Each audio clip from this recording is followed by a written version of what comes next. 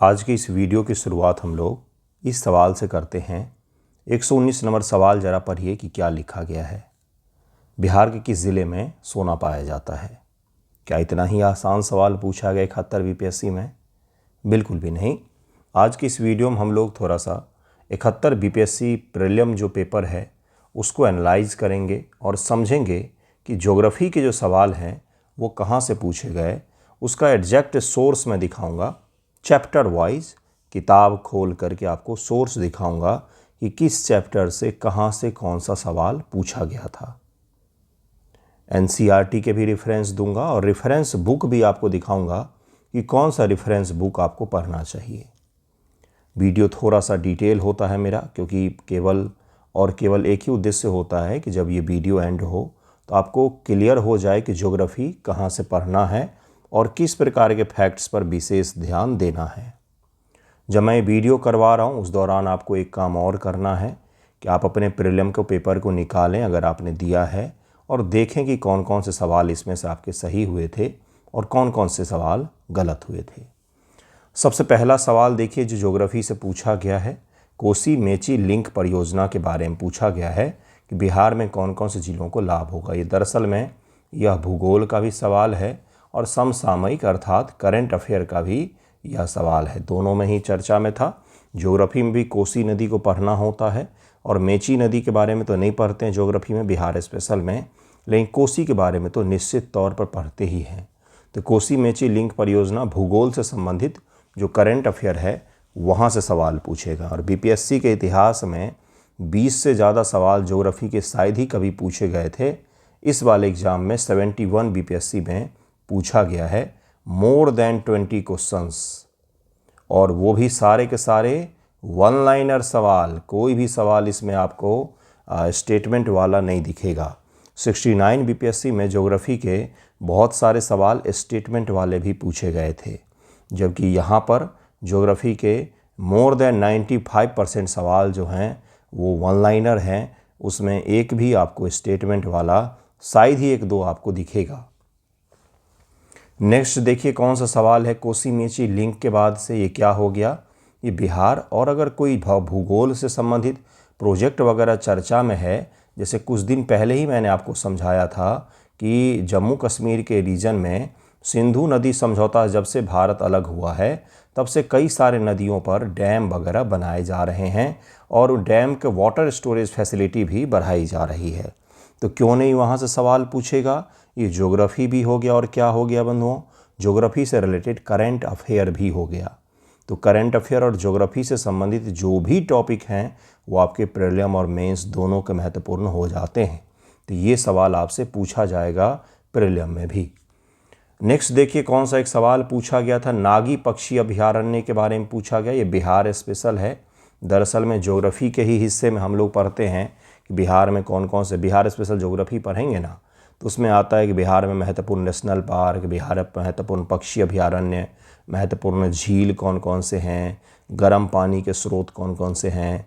तो ये सब जो पढ़ना होता है वहीं से पूछा गया है। तो आप इसको ज्योग्राफी में माने या इन्वायरमेंट में माने, जिसमें भी माने, ये सवाल भी एक ज्योग्राफी से संबंधित तो है ही।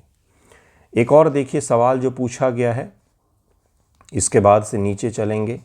एक सवाल और पूछा गया था जो वन लाइनर में, उसके बाद सारे सवाल एक ही जगह पर हैं। अफ्रीकान्स क्या पूछा गया है, अफ्रीकानर्स जो अभिप्राय किन लोगों से है। अमेरिका में इंडो अफ्रीकन मूल के लोगों से, अफ्रीका में आदिवासी समुदाय से, दक्षिण अफ्रीका में श्वेत अल्पसंख्यक समूह से, उपरोक्त में से कोई नहीं। इसको कहा जाता है ह्यूमन ज्योग्राफी का यह भाग है, मानव भूगोल है, जिसमें हम ट्राइब्स के बारे में पढ़ते हैं बंधुओं, जिसमें हम अलग अलग प्रकार के मूल निवासियों के बारे में पढ़ते हैं, जिसमें हम नस्लों के बारे में पढ़ते हैं कि यह कौन से नस्ल का है, मंगोलियाइड नस्ल है, मध्य अमेरिकी नस्ल है, मध्य यूरोपीय नस्ल है, भूमध्य रेखीय नस्ल है, अलग अलग का। तो उसके बारे में हम लोग पढ़ते हैं। तो ये भी ज्योग्राफी से संबंधित ही सवाल है, हालांकि यह करंट अफेयर में चर्चा में था इसलिए आपसे पूछा गया है। तो ये भी एक सवाल हो गया जिसको आपको समझना पड़ेगा कि विश्व के स्तर पर कहाँ कहाँ से सवाल आते हैं। अंत में मैं आपको क्रक्स बताऊंगा। एक और सवाल है जो ज्योग्राफी एंड करंट से रिलेट करके पूछा गया है, geography and current affair again. यह तीसरा सवाल है जो ज्योग्राफी और करंट अफेयर को रिलेट करके पूछा गया है। निम्नलिखित में से नेपाल के किस ग्लेशियर को मई 2025 में मृत घोषित किया गया? ये हमने न्यूज़पेपर डिस्कशन में कवर किया था। बहुत सारे बच्चों ने कमेंट भी बाद में किया था कि आपने ये पढ़ाया था और पूछा भी गया। तो ये अलग है, खुम्बू है, याला है ना, इमजा ग्लेशियर उपयुक्त में से एक से अधिक है। इसके सारे आंसर आप निकालिए बैठ करके, अगर नहीं निकाला अभी तक तो ये भी आपका कहाँ से पूछा गया है? ग्लेशियर से सवाल पूछा गया है। करेंट अफेयर से रिलेट करके दूसरे देश के ग्लेशियर के बारे में पूछा गया। वो एक मात्र कारण जो पूछा गया है क्योंकि इस ग्लेशियर को मृत घोषित किया गया, इसी कारण से पूछा गया। द हिंदू में बहुत ज़्यादा चर्चा में था और हमने इसका डिटेल में अध्ययन भी किया था, इसके कारण और बाकी चीज़ों को भी पढ़ा था कि क्यों ऐसा किया गया है। एक और देखिए सवाल क्या है, ये भी करंट अफेयर से संबंधित सवाल है। अभी मैंने इंडस वाटर ट्रीटी की बात की, सिंधु नदी जल समझौता की बात की अभी, और देखिए सवाल पूछा गया आपके 71 बीपीएससी में। इसमें से मैं आपको सच सच बताऊं, अगर ये सब सवाल आपके गलत हुए हैं तो ये ब्लंडर्स में आते हैं। मुझे आपको आईना भी दिखाना चाहिए ना। ये साल भर चर्चा में रहने वाले टॉपिक हैं, इसके तो अभी सारे पहलुओं को रट जाते हैं लोग, बिल्कुल चाट के जाते हैं। सिंधु नदी समझौता पिछले साल भारत सरकार ने पहलगांव अटैक के बाद जब इससे अलग हुआ था तो ये छोटी बात थी क्या? ये सब कभी भी गलत नहीं होना चाहिए। सिंधु जल संधि के अनुसार 3 पूर्ववर्ती नदियां भारत को आवंटित की गई, निम्न से कौन सी उसमें शामिल नहीं है? सिंधु झेलम चिनाब और रावी ब्यास सतलज नीचे वाली हैं, सिंधु झेलम चिनाब ऊपर वाली हैं। तो कौन सा भारत को नहीं किया गया है? आसानी से इसका आंसर निकाल सकते हैं। मैंने तो बल्कि बोल भी दिया ऊपर नीचे करके, आपको समझा भी दिया कि इसका आंसर क्या होगा। तो इसलिए ये आंसर कभी भी गलत नहीं होने चाहिए। और अगर आपने इसे भी गलत किया है तो आपको एक बार फिर से समझने की ज़रूरत है कि आपकी स्ट्रैटेजी पढ़ने की बिल्कुल गलत है, आपको उसमें सुधार करना पड़ेगा। ठीक है भाइयों बहनों, इसे ज़रूर याद रखिएगा। ये सवाल भी एक सिंधु नदी जल समझौता से आपके प्रीलिम एग्जाम में पूछा जा चुका है। इसके बाद से एक सवाल और है जो ज्योग्राफी का है या इकोलॉजी का, दोनों में आप रख सकते हैं, लेकिन हम लोग भूगोल में आप कक्षा 8 की एनसीईआरटी में देखेंगे तो भारत के वन करके एक चैप्टर है जहाँ पर आपको वन स्थिति रिपोर्ट के बारे में भी पढ़ना होता है। तो वन स्थिति रिपोर्ट जो है 2023, उससे एक सवाल पूछा गया। आप इसको भूगोल में रखें या करंट में रखें, कहीं पर भी रख सकते हैं आप। भूगोल में, करंट में, कई सारे इकोलॉजी में भी रख सकते हैं, लेकिन इकोलॉजी बीपीएससी प्रीलिम के सिलेबस का हिस्सा नहीं है बंधुओं। तो जो भी ये सब सवाल पूछा जा रहा है आइदर ये ज्योग्राफी में होंगे या फिर ये करंट अफेयर में आप रख सकते हैं। तो 2023 का तो 2025 के सितंबर में करंट अफेयर नहीं पूछा जाता है, लेकिन ये ISFR Indian forest survey report है ये, तो इसलिए ये कभी भी पूछा जा सकता है जब तक कि नेक्स्ट सर्वे ना आ जाए। क्लियर? तो इसलिए यह आपको ज्योग्राफी में आएगा। ज्योग्राफी का कुछ करंट पोर्शन होता है जो साल दर साल बदलता है, उसमें आपको इसे पढ़ना पड़ता है। ठीक है, नेक्स्ट क्वेश्चन पर चलते हैं। नेक्स्ट क्वेश्चन थोड़ा सा गैप करके होगा। ये देखिए, ये रहा एक उद्योग धंधे से चैप्टर से सवाल। ये करंट को इन्होंने ज्योग्राफी से रिलेट किया है। क्लास 9 10 में है या 11th में है शायद। उद्योग करके एक चैप्टर होता है जिसमें कोर इंडस्ट्री के बारे में पढ़ा जाता है, जैसे सीमेंट इंडस्ट्री, कोयला हो गया, पेट्रोलियम हो गया, लौह इस्पात उद्योग हो गया। ऐसे इंडस्ट्री जो हमारी इकोनॉमी के पहिए होते हैं, इनको कोर इंडस्ट्री कहा जाता है। ये बेस बनाते किसी भी देश की अर्थव्यवस्था को विकसित करने के लिए। तो ये भारतीय सीमेंट उद्योग के बारे में सवाल आपसे पूछा गया है। और आपको एक इंटरेस्टिंग बात बताऊं, पिछले साल हमारे ये जो 71 बीपीएससी प्रीलिम हुए आप सभी के, इससे 1 महीना 1.5 महीना पहले DSO का प्रीलिम एग्जाम हुआ था। उसमें भी सीमेंट उद्योग से सवाल पूछा गया था कि सीमेंट उत्पादन में प्रमुख जो जगह हैं उनके नाम पूछे गए थे। तो कोर इंडस्ट्री जो होते हैं वो ज्योग्राफी के उद्योग धंधे वाले चैप्टर का सबसे महत्वपूर्ण हिस्सा होता है और वहाँ से करेंट अफेयर से रिलेट करके आपसे सवाल पूछा जाता है। इसलिए देखिए ये सवाल आपसे पूछा गया है। ठीक है भाइयों बहनों, आगे बढ़ें। इसको ज़रूर याद रखिएगा। उद्योग धंधे से ये स्टेटमेंट वाला सवाल अभी तक हम लोगों को एकमात्र सवाल दिखा है जो ज्योग्राफी में भी स्टेटमेंट वाला है। अब थोड़ा सा नीचे जा कर के होगा, अंत में थे सारे ज्योग्राफी के सवाल। ये जो मैंने सेट डाउनलोड किया है ना बीपीएससी की वेबसाइट से, इसमें सारे अंत में अब आएंगे। देखिए क्या है 101 नंबर सवाल। मैजिनॉट रेखा किन देशों के बीच में विद्यमान है? ये क्या हो गया? ये ज्योग्राफी में आएगा क्या? ये जीके है बंधुओं, जनरल नॉलेज के सवाल हैं। ज्योग्राफी में पिछले साल जो उन्होंने गेम किया वो है कि विश्व ज्योग्राफी के जो सवाल हैं वो उन्होंने जीके से पूछे, जनरल नॉलेज से पूछा। ये आपको एनसीईआरटी वगैरह में जनरली नहीं मिलता है, करंट अफेयर में चर्चा में रहता है, इसलिए आप इसे ज़रूर पढ़ सकते हैं, अन्यथा यह आपको एनसीईआरटी में जल्दी नहीं मिलते हैं। तो मैजिनॉट रेखा के बारे में पूछा गया था, यह आपके विश्व ज्योग्राफी से सवाल पूछा गया है। विश्व ज्योग्राफी को कंक्लूड करेंगे कि आखिरकार आता कहाँ से है। हॉर्मुज जलडमरू मध्य, ये करंट अफेयर में ईरान के कारण से चर्चा में था। यूनाइटेड स्टेट ने जुलाई महीने में ईरान के ऊपर में बमबार्डिंग किया था, जिसके कारण से यह हॉर्मुज जल संधि वगैरह सारे चर्चा में थे। बाब मांडेब, हॉर्मुज सारे चर्चा में थे और वहीं से यह सवाल आपसे पूछा गया। नेक्स्ट जो सवाल है वो है ग्राउंड जीरो कहाँ है? ये भी जीके का सवाल है, जीके का सवाल है, world GK, world general knowledge का सवाल है। निम्न से कौन सा स्थल डमरू मध्य है जो डेविल्स नेक के नाम से जाना जाता है? ये आपसे पूछा गया है।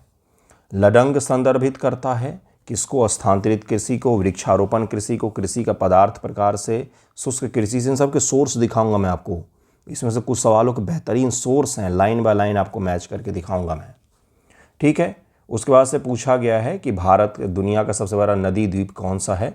तो उसके अलावा पूछा गया भारत का सबसे बड़ा द्वीपीय नदी बेसिन कौन सा है? एक ही प्रकार के चैप्टर हैं, देखिए एक ही प्रकार के चैप्टर हैं ये जो जलडमरू मध्य पूछा, इससे ऊपर भी एक और सवाल पूछा हुआ है उन्होंने, ठीक है।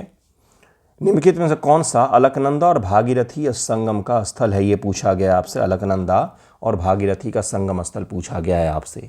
इसी तरह से अगर आप देखेंगे तो भारतीय क्षेत्र में 2 ज्वालामुखी द्वीप हैं, ये कौन कौन से हैं? ये आपसे पूछा गया है। ये इंडियन ज्योग्राफी का सवाल है, जिसमें हम नारकोंडा के बारे में पढ़ते हैं, नारकोंडम, और बैरन आइलैंड है उसके बारे में हम लोग पढ़ते हैं। ये भारतीय भूगोल का हिस्सा है। इसी प्रकार से है, ये तो करंट अफेयर का सवाल हो गया। भारत में समशीतोष्ण वन संसंधान केंद्र किस जगह पर हैं? ये पूछा गया है। कान्हा नेशनल पार्क के बारे में पूछा गया है। लोकटक झील के बारे में पूछा गया है जो मणिपुर में स्थित है। निम्न से कौन सा पार्क अभ्यारण्य बिहार में बाघ परियोजना के अंतर्गत आता है? प्रोजेक्ट टाइगर के तहत आता है। बहुत आसान सवाल। निम्न से कौन सा बिहार का राज्य का पशु है? बिहार राज्य का पशु है। इसमें बैल और गौर को लेकर बहुत कन्फ्यूजन हुआ था बच्चों में। बिहार में नालंदा विश्वविद्यालय, तो हिस्ट्री का सवाल हो गया, सॉरी करंट अफेयर का।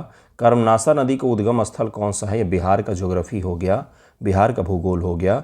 बिहार का संपूर्ण भारत का परसेंटेज पायराइट उत्पादित करता है।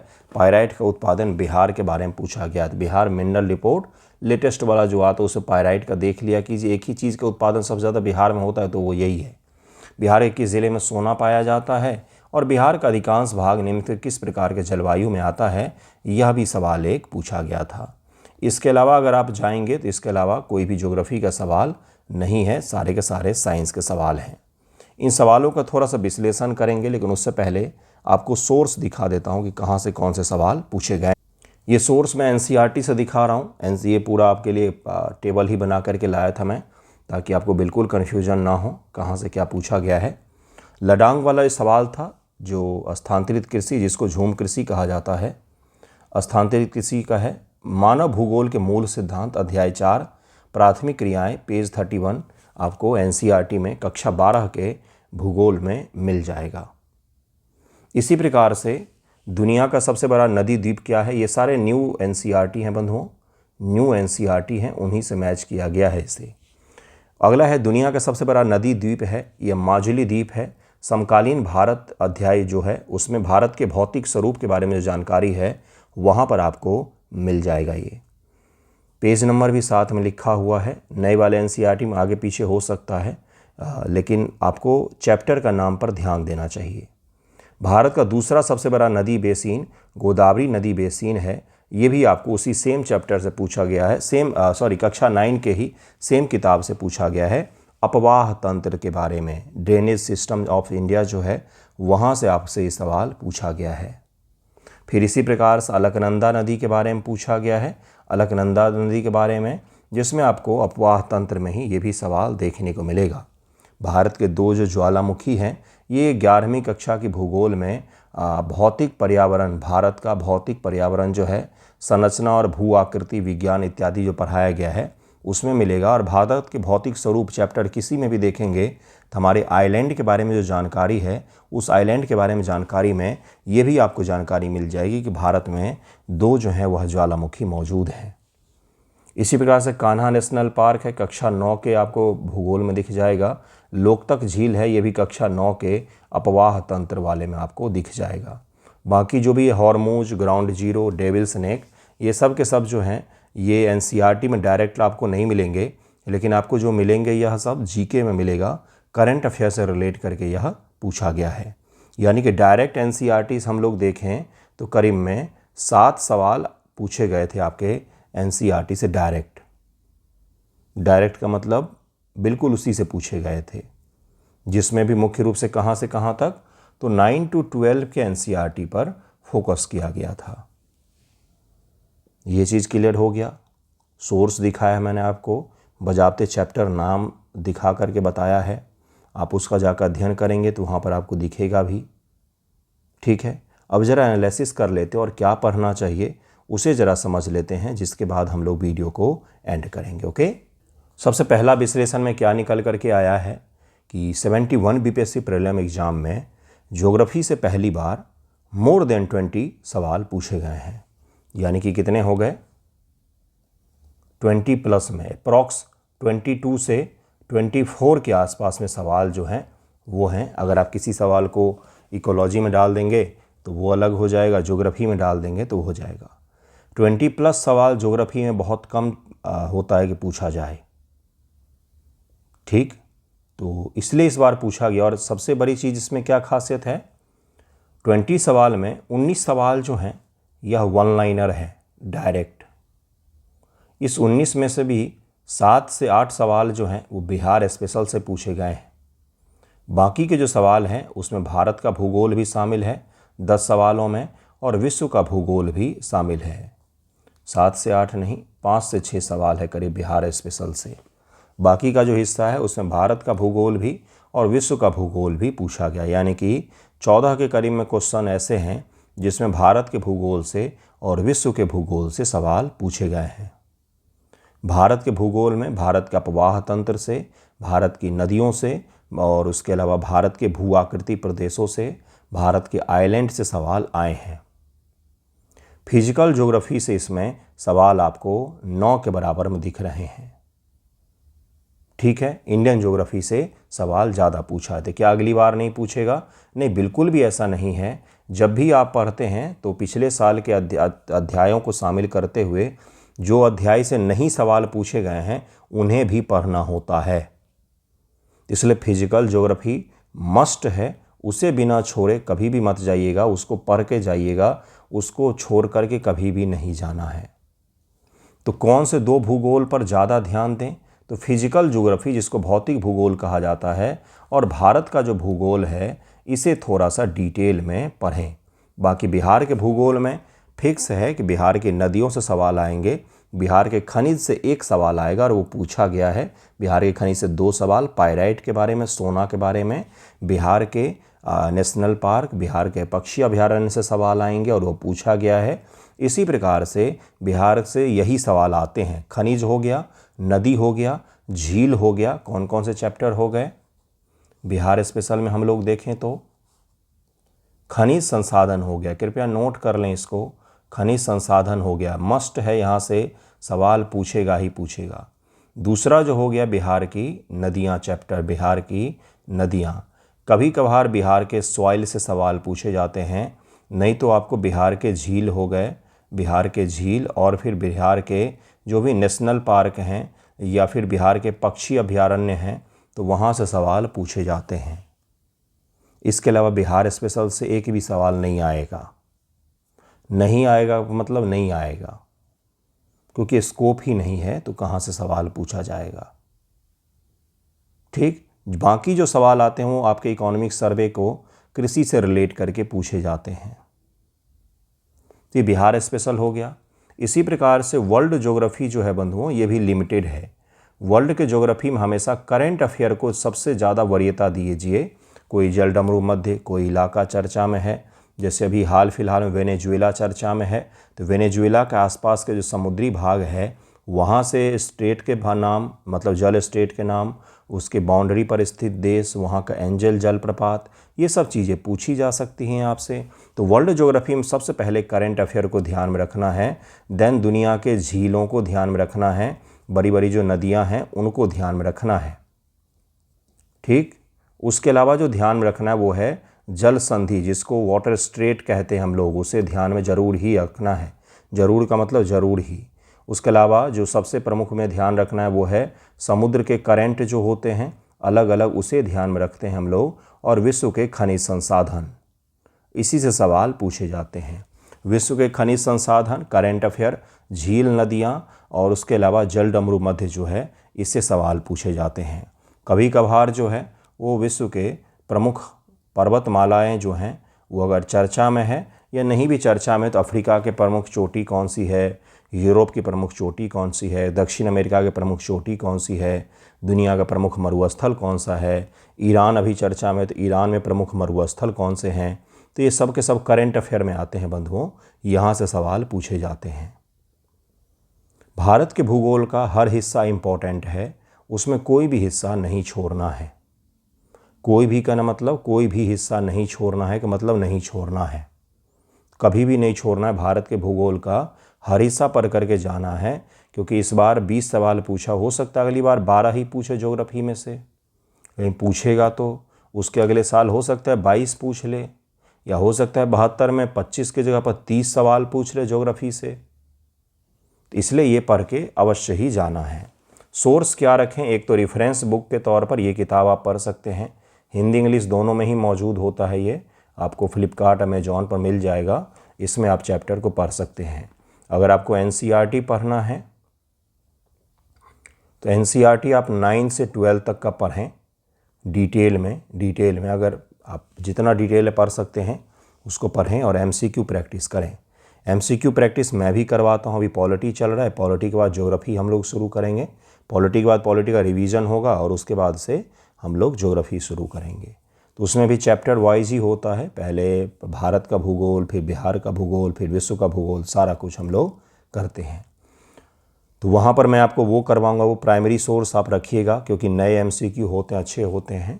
उसके अलावा आप घटना चक्र से कर सकते हैं। एक तो पहला तो मैंने बताया अपना जो अचीवर ग्रुप है हमारा, वो आप कर सकते हैं अभी से 6 महीने तक। दूसरा घटना चक्र और यूपीएससी प्रीलिम, यूपीएससी पीवाईक्यू, ये 2 सोर्स ज़रूर ही रखा कीजिए। बाकी वर्ल्ड ज्योग्राफी में जैसे ट्राइब्स हो गए, दुनिया के प्रमुख ट्राइब्स हो गए, स्थानांतरित कृषि के नाम हो गए, विश्व के प्रमुख खनिज प्रदेश हो गए, तो ये सब चैप्टर कुछ कुछ लूस एंड से आप लगा लेंगे तो थोड़ा सा सही रहता है, नहीं तो आप उसे भी स्किप कर सकते हैं। अगर घटना चक्र आपने बेहतर तरीके से किया है तो घटना चक्र, यूपीएससी पीवाईक्यू और जो मैं करवाऊँगा उससे अगर आप बेहतर तरीके से कर लेते हैं तो उसके अलावा आपको प्रैक्टिस के लिए कहीं पर भी जाने की आवश्यकता नहीं पड़ेगी। तो ये ज़रूर ही कीजिएगा। जिन्हें जुड़ना हो अचीवर ग्रुप में आप मुझे मैसेज कर सकते हैं। मेन प्रचार नहीं था बताना, मेन था आपको चैप्टर समझाना कि कहाँ कहाँ से पूछे जाते हैं, एनालिसिस करके दिखाना किस प्रकार के सवाल पूछे गए हैं, सोर्स क्या था ये बताना मेन हमारा मोटिव था। ठीक है, आई होप आपको पसंद आया होगा video. Thank you so much आप सभी का वीडियो देखने के लिए।